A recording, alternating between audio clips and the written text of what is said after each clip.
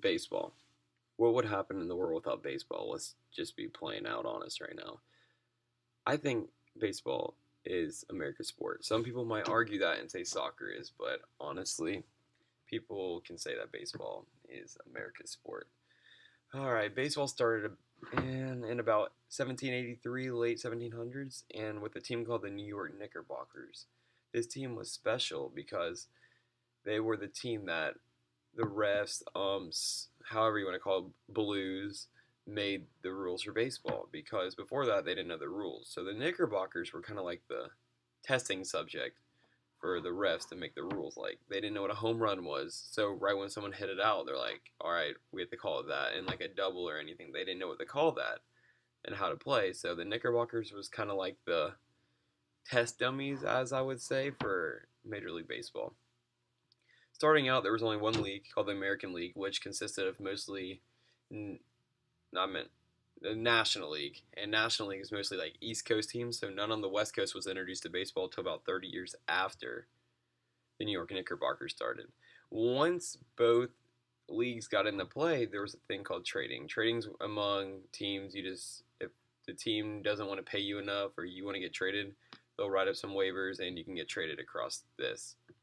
Trading's a big thing in baseball because honestly, if it was me, I wouldn't want to be on just one team for my career, like 20 years, one team. No, I would want to be traded.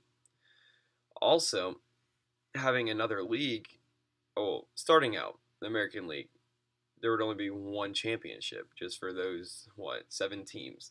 Adding another league in 30 years, the National League would cause there to be like playoffs against both leagues. The best teams from each league, about three best teams, would be in the playoffs, and whoever won those games would eventually get in the World Series, and that would eventually lead to the World Series, and that would eventually lead to a winner.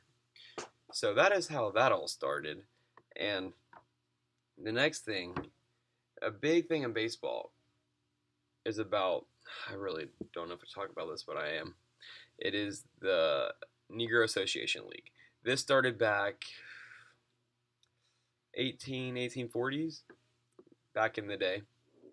And there was one guy everyone needs to know, one of the best baseball players ever. His name was Jackie Robinson. Jackie Robinson was one of the best players that ever lived. He changed Negro baseball that eventually led him to playing with white baseball players. Jackie Robertson was the home run leader at one point, the RBI leader at one point. That means like if a guy's on third base and he hits it in, it's an RBI. So, and he had the most hits in the league. He went through so many adversities, got called names every single day, and just got over all this with just the sport and the determination that he would eventually make it into playing with white baseball players in the major league. And he did that. He forced people to start letting Negro baseball players play in the American League and the National League, and that was a big, big turning point in Major League Baseball. All right, there's one player except from Jackie Robinson that you need to know. His name is Babe Ruth. Babe Ruth was one of the founders of baseball. He is the best baseball player that ever lived. He's called the Great Bambino because he held the most home runs for a long, long time, and he played for the New York Yankees. And before that, before kids knew him and looked up to him in New York, kids would be playing with like a little ball like this big, maybe a little rubber ball and a stick. And they didn't know what baseball was till he came in. He went out usually behind alleys and stores and taught them how to play baseball. Brought them real maple bats. The kids would never see maple bats before that because baseball started out with just straight sticks and rocks because no one knew how to make a cork baseball or a maple bat. And Babe Ruth just taught him how to do that, and he is one of the best baseball players to ever live because kids just looked up to him and will never forget him. But in nowadays in baseball, there's a thing called steroids. And steroids, if you get caught with those, can lead up to 162 game suspension. You can be banned for life, and you can also your team can cut you. And right now, there's an epidemic of steroids that people just keep using, think they're not gonna get caught, but honestly, it's very cheap, and people don't need to do that because it's not how baseball was. It's not the foundation of baseball. You don't need to do steroids to play. If you're good, you're good. You're going to get an offer to play baseball. It's terrible that people do that now. It's not even cool. But also, in the 1800s, this is one more important thing other than the Negro Leagues was women in baseball. Women in baseball was a big, big thing. All right, in about the 1900s, there was a women's league, and these women were actually very, very good at baseball, and they wanted to get in the men's league, but the men would not let them in.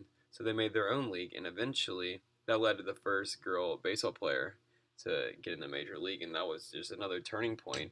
So nowadays, in the 21st century, a lot of rules are in baseball about Negroes are allowed to play. You cannot segregate. Girls, if they're good enough, can play. They have all the rules down from the very beginning of the baseball with the knickerbockers and everything. And simply, you can't use drugs to play baseball. It is simply just not right, and you don't need to do it. History of baseball just needs to be with everyone. Everyone needs to learn the history of baseball. And honestly, it's America's sport, so even just watching it a little, getting a little knowledge about it is very helpful for everyone.